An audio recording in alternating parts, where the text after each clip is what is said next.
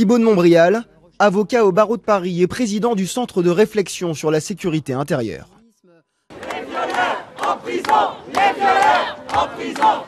Ils étaient 2000 ce samedi à Bobigny, réunis dans le calme, autour du même message. Justice pour Théo, ce jeune homme victime d'un viol présumé lors d'une interpellation musclée à Aulnay-sous-Bois. Mais après une heure de rassemblement, une poignée de casseurs se met à affronter les forces de l'ordre. Des violences qui se sont poursuivies jusqu'en début de soirée. Bilan de la casse, du mobilier urbain dégradé, 2 supermarchés pillés et 4 véhicules en feu, dont le car régi de nos confrères de RTL. De nouveaux incidents qui posent une question. Fallait-il autoriser cette manifestation ? Cette manifestation était une manifestation pacifique où il y a eu malheureusement des débordements qui ont été pris en compte par nos forces de sécurité. Et j'appelle aujourd'hui au calme le plus complet, à la sérénité dans la façon dont la justice doit travailler.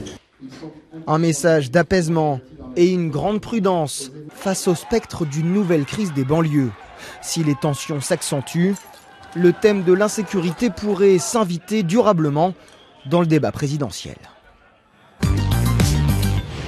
Bonsoir Thibault de Montbrial. Bonsoir. Merci beaucoup d'être avec nous ce soir en direct sur LCI. Vous êtes un spécialiste de la légitime défense. On rappelait il y a quelques instants que vous présidez le Centre de réflexion sur la sécurité intérieure, avocat au barreau de Paris. On va revenir dans quelques instants sur les violences qu'on vient de voir, bien entendu, dans le reportage d'Antoine Bordarias. Violences qui ont touché en particulier Bobigny et Argenteuil. Mais je voudrais qu'on aborde peut-être auparavant l'arrière-plan au travail des policiers, qui est la lutte contre le trafic de drogue. Ça n'a rien à voir d'ailleurs avec Théo lui-même, sauf que les policiers voulaient arrêter un guetteur quand ils ont fait leur intervention et que Théo s'est interposé. Nous avons un candidat à l'élection présidentielle, en l'occurrence Benoît Hamon, qui promeut la légalisation du cannabis. Est-ce que vous faites des points de contact entre ces choses dont je viens de vous parler ? Alors je laisse de côté les questions sanitaires, oui. Mais d'un point de vue strictement de sécurité, nous sommes un certain nombre à penser que la légalisation du cannabis ne ferait que déplacer le problème du trafic. On voit aujourd'hui que vous avez des trafiquants qui font exclusivement du cannabis, mais les très gros, et qui sont en pratique ceux qui tiennent un certain nombre de cités, qui d'ailleurs sont restés calmes, ce qui est intéressant. Mais les très gros trafiquants font d'abord surtout déjà de l'héroïne et de la cocaïne, mais surtout sont des proposent des multiproduits. Donc si vous légalisez le cannabis, outre les problèmes de santé publique sur lesquels, encore une fois, on ne débat pas, mais qui sont réels, vous risquez de simplement déplacer le problème. Je crois que c'est une fausse bonne idée. Sur ce qui se passe dans les banlieues, quand même, on dit que les violences urbaines ne sont pas favorables au trafic. C'est-à-dire que les trafiquants eux-mêmes, ils n'ont pas besoin d'avoir, en gros, le bordel en bas de chez soi, des voitures qui flambent et des flics qui arrivent avec des pompiers dans tous les sens. C'est absolument certain. Je discutais cet après-midi avec le patron d'un commissariat qui est implanté dans une zone bien connue pour être une des zones principales de trafic en Ile-de-France. Et il me disait que chez lui, tout était resté très calme et qu'il n'en était pas surpris. Et si vous prenez la cartographie du très gros trafic de stupes en France, vous vous rendez compte que les principales banlieues concernées sont effectivement restées calmes. Pourquoi ? Parce que on parle de zones de non-droit, etc. Mais en réalité, il n'y a pas de zone de non-droit. Il y a du droit remplacé. C'est-à-dire qu'un autre ordre s'est substitué à celui de l'État et qu'en pratique, c'est l'ordre des trafiquants. Pourquoi ? Parce que ça génère une économie qui fait vivre un certain nombre de gens dans la zone considérée et que donc personne n'a intérêt à ce que quiconque vienne troubler cette économie parallèle. Alors certains faisaient parfois une analyse différente, c'est-à-dire au contraire, les troubles pourraient favoriser le trafic. Vous nous dites que visiblement c'est exactement le contraire. En tout cas, c'est le constat qui est fait sur le terrain en ce moment. Notamment par les policiers. Notamment par les policiers. Alors j'en reviens aux violences du week-end. Elles sont consécutives au viol présumé de Théo à Aulnay et prennent un tour de plus en plus radical. Comment vous percevez ça et quelle est votre analyse de ce qui se passe en ce moment ? On a envie de se dire à quel moment ça s'arrête. Comment la paix revient ? La première chose qu'il faut rappeler, ou peut-être dont il faut informer nos téléspectateurs, c'est que ça fait des mois qu'il y a des violences urbaines de moyenne intensité quasiment tous les jours en Ile-de-France. Ça dépend des endroits, mais il y a quelques voitures qui brûlent par-ci, du mobilier urbain qui est dégradé par-là. Et donc, on est en présence d'un feu couvent. Les spécialistes craignaient depuis longtemps qu'un incident quel qu'il soit, mettre le feu aux poudres. Et beaucoup me disaient, on ne craint plus qu'une étincelle. Donc l'étincelle, c'est l'affaire qui est arrivée à Aulnay-sous-Bois il y a une dizaine de jours aujourd'hui. Et à partir de là, elle a potentialisé un certain nombre de radicalisations en termes de violence urbaine.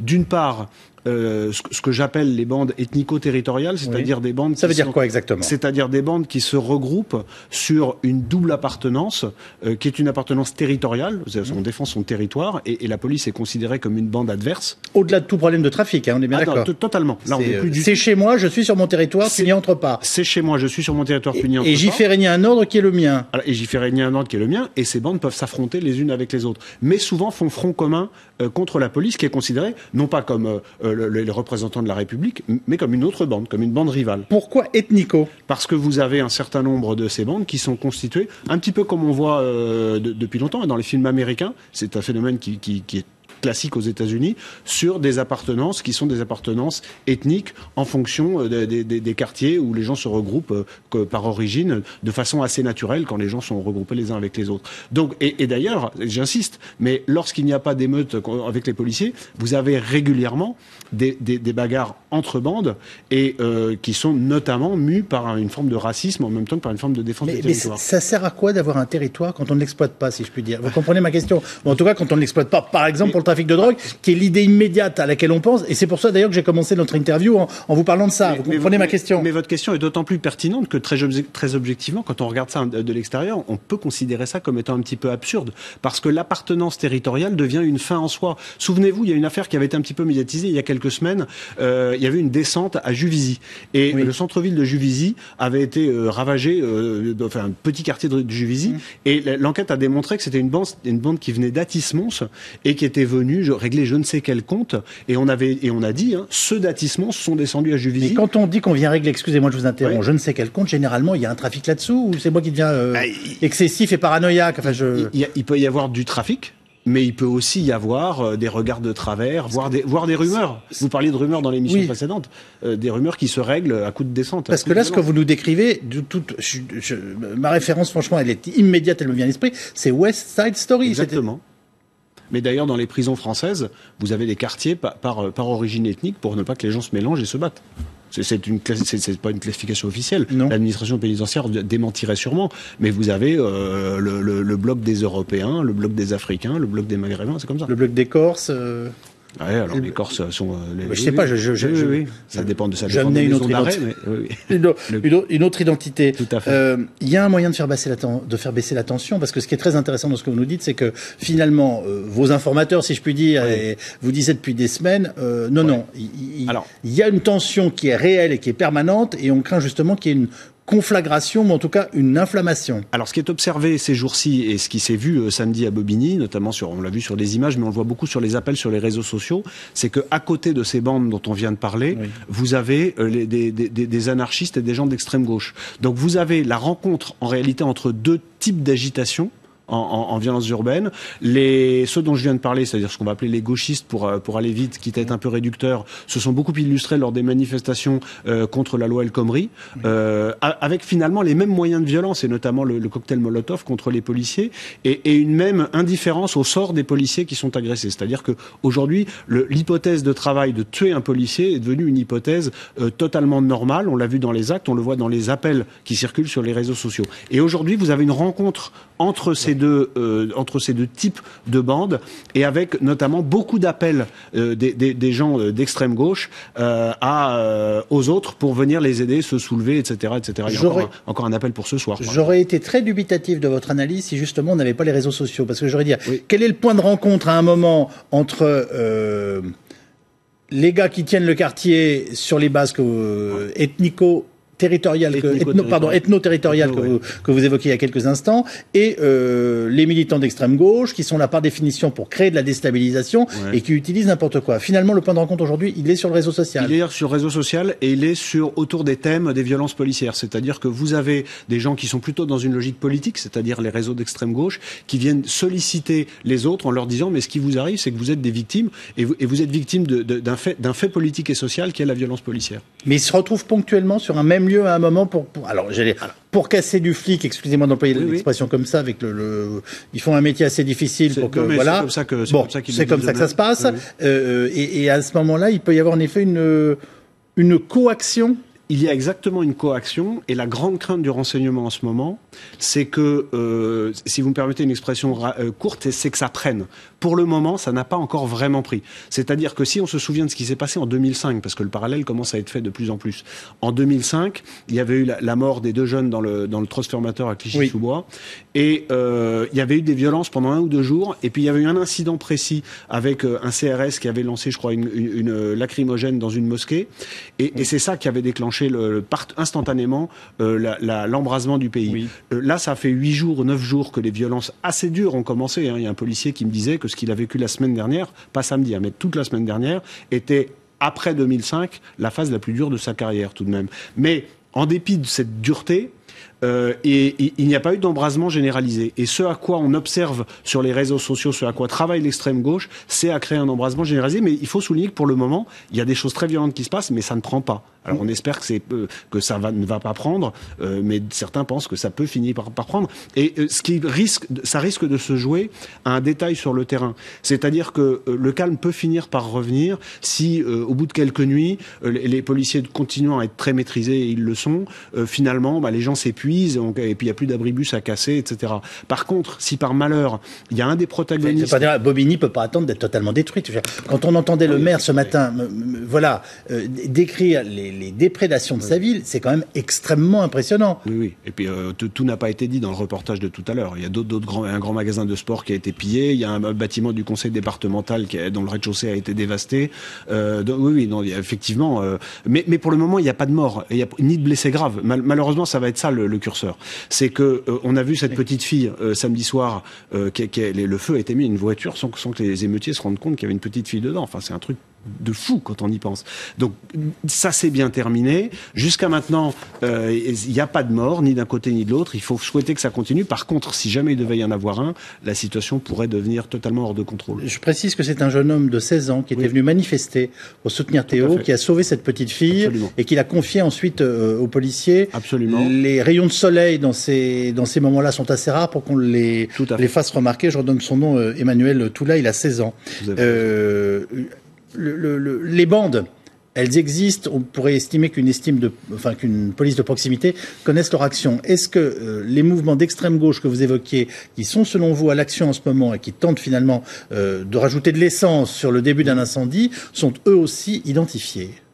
Je suis toujours très surpris de voir que finalement ces enquêtes aboutissent pas ou peu, qu'on voit tout le temps autant de casseurs depuis que je suis gamin dans les manifestations, qu'on sait très bien comment ils y arrivent et avec ce qu'ils ont sur le visage, et finalement on en arrête peu, on a l'impression qu'on en juge peu, peut-être qu'on suit pas ces affaires jusqu'au bout, je n'en sais rien, et que cet activisme d'une extrême gauche virulente et violente qui cherche en fait à déstabiliser le pays est toujours à l'action.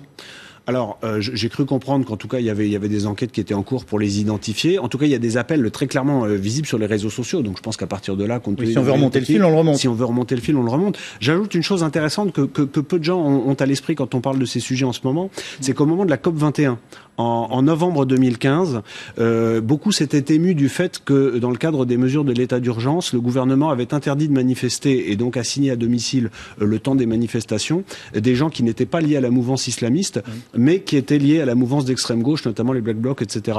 C'est parce que le gouvernement disposait de renseignements d'une action, d'une sorte de joint venture, si je puis me permettre, pour le dernier dimanche du mois de novembre, avec une action coordonnée entre les bandes dont on parle et les gens d'extrême gauche. Et c'est pour ça qu'ils avaient pris cette mesure.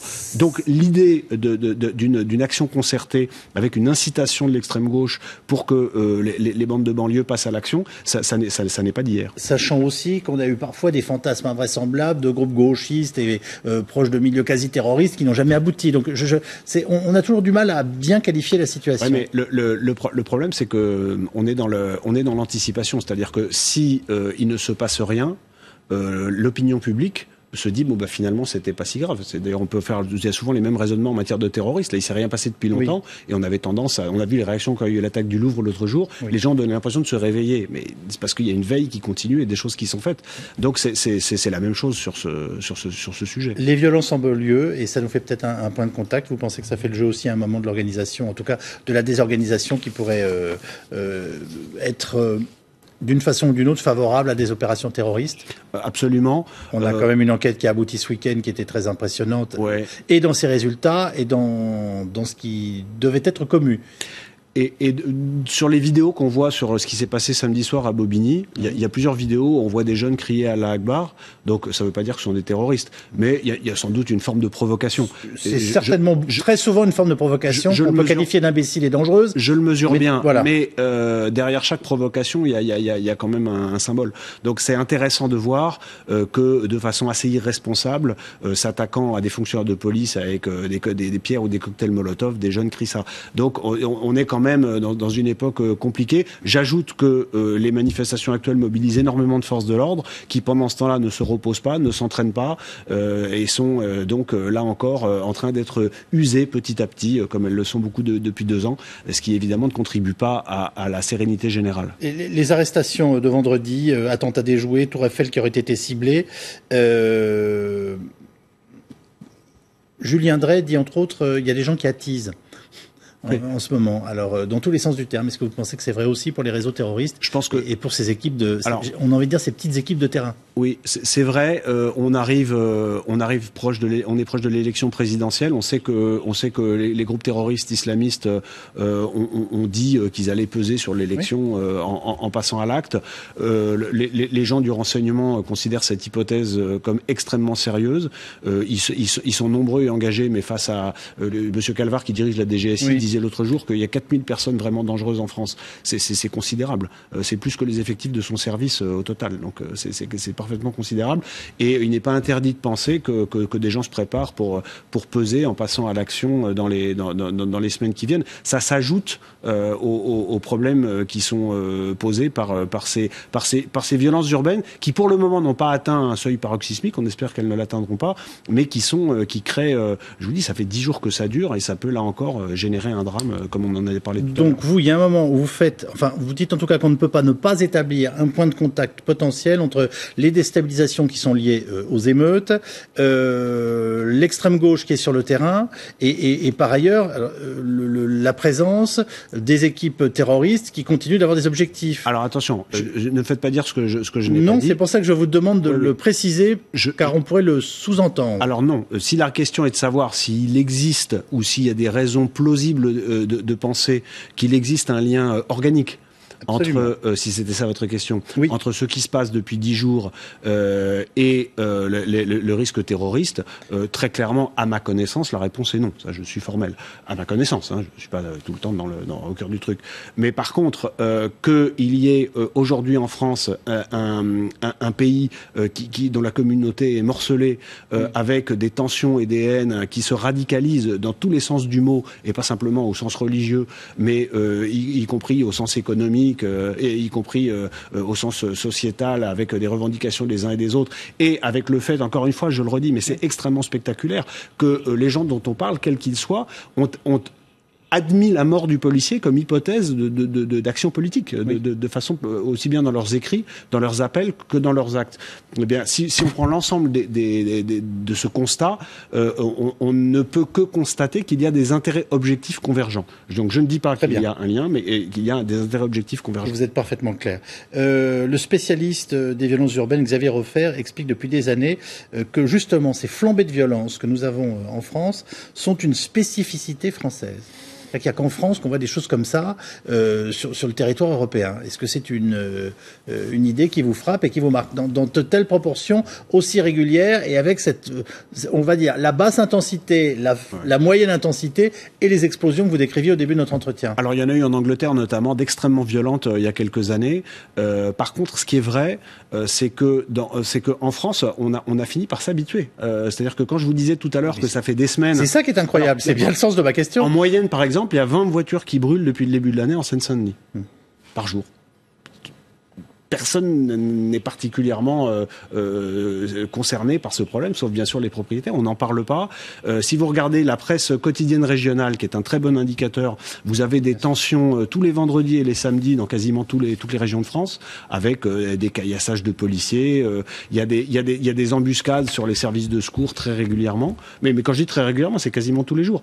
Et c'est vrai. Et en ce sens, Xavier Refer a parfaitement raison, que c'est devenu, on s'y est habitué, et c'est devenu presque un non-événement. C'est-à-dire c'est une petite musique de fond à laquelle plus personne ne fait attention, mais qui contribue à l'épuisement des forces de l'ordre, à l'agacement des populations qui vivent dans les zones concernées, et à une certaine radicalisation de la vie politique française, je le crois.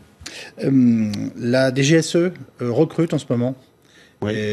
Qu'est-ce que ça vous inspire comme commentaire? La DGSE ou la DGSI? Pardonnez-moi, la DGSI. Oui, quand on est président, bien sûr, du Centre de réflexion sur la sécurité intérieure, merci d'avoir corrigé mon erreur.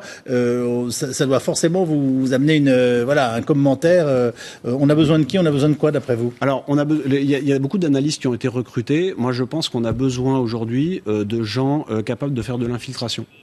C'est-à-dire qu'on a besoin de gens qui sont capables d'aller sur le terrain, pénétrer des groupes, qu'il s'agisse de groupes fondés sur le communautarisme religieux ou de groupes qui sont autour du trafic de stupes et très fermés, oui, pour les pénétrer. Et il faut savoir qu'aujourd'hui, ces groupes-là sont extrêmement précautionneux, qu'ils appliquent des méthodes qui sont des méthodes de contre-espionnage pour éviter cette infiltration par les services de renseignement. Mais c'est vrai que ce qui manque aujourd'hui cruellement dans un certain nombre de zones du territoire français, c'est du renseignement. Vous nous dites donc qu'il y a des méthodes de contre-espionnage qui sont utilisées aujourd'hui sur le terrain. Je vous en donne une, qu'on peut raconter, qui n'a rien de particulièrement secret, c'est qu'il y a un certain nombre d'endroits où notamment, là je parle des endroits plutôt islamisés, oui, où vous avez des physionomistes comme dans les casinos, qui repèrent les gens du quartier, qui connaissent les gens du quartier et qui vont tout de suite interroger toute figure nouvelle. Mais avec des interrogatoires serrés pour savoir qui ils sont, s'ils connaissent quelqu'un, pourquoi ils s'arrêtent là, pourquoi ils viennent prier dans telle mosquée, pourquoi on les a jamais vus, etc., avec des interrogatoires serrés. Donc c'est extrêmement difficile, et c'est un travail aujourd'hui. Ce sont pour rentrer dans ces endroits-là, si on veut faire du renseignement, il faut vraiment un travail de préparation très en amont. J'insiste, dans des réseaux islamistes installés en France aujourd'hui, on utilise des méthodes de contre-espionnage pour protéger des lieux et voir s'il n'y a pas d'intrusion policière X ou Y. C'est bien ce que vous venez de me décrire. Oui. Ils sont mieux équipés que nous? Ah, c'est pas de l'équipement, c'est des techniques. Vous savez, c'est des techniques, c'est des choses qu'on apprend, qu'on peut apprendre de façon empirique dans les livres sur Internet. C'est pas non plus des choses qui sont d'une technicité folle. C'est assez classique. La mafia utilise la même chose. Mais bon, ça montre quand même le degré de préparation et de détermination des gens qui sont très objectivement nos ennemis. Merci beaucoup Thibault de Montbrial d'être venu nous voir ce soir en direct sur LCI. Je renvoie aussi à votre dernier livre intitulé Le sursaut ou le chaos, paru aux éditions Plomb dans la collection Tribune Libre. Merci d'avoir passé ce moment avec nous. Merci à vous de nous avoir suivis. L'émission est ce soir rediffusée à 22h10 et vous le savez, dans quelques instants, vous retrouvez l'information sur LCI et le prochain journal. À demain.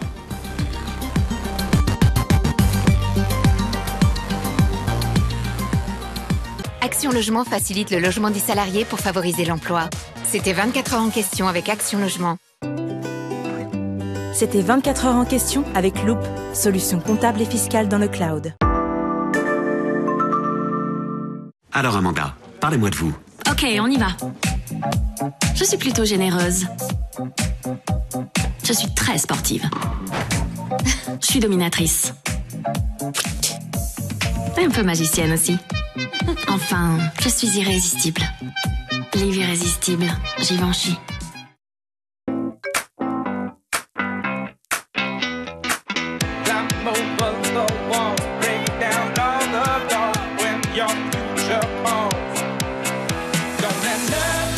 Nouvelle Suzuki Ignis, le SUV ultra compact à partir de 10 690 €.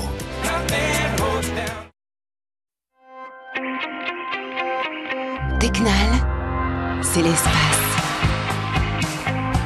Tecnal, c'est l'imagination. Tecnal, c'est l'ouverture. Et c'est l'élégance aussi. Tecnal, imagine what's next.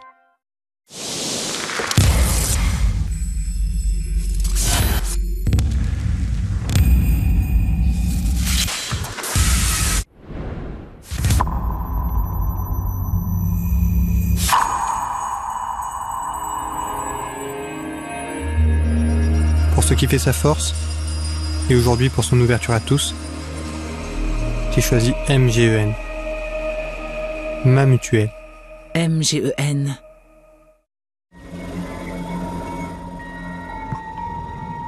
Hold your breath. Make a wish. Count to 3. Come with me, and you'll be in a world of pure imagination.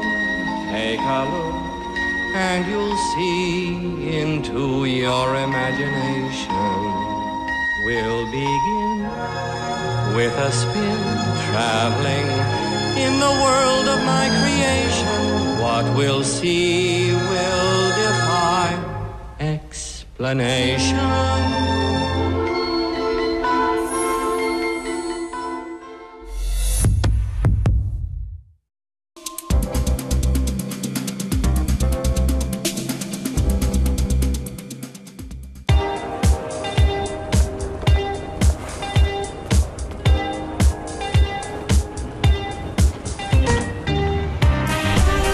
Restez ouverts. Citroën C1 avec toit électrique ouvrant en toile. En ce moment, profitez d'une reprise Argus plus 2400 €. Citroën. Et en ce moment, profitez de reprises exceptionnelles sur toute la gamme Citroën.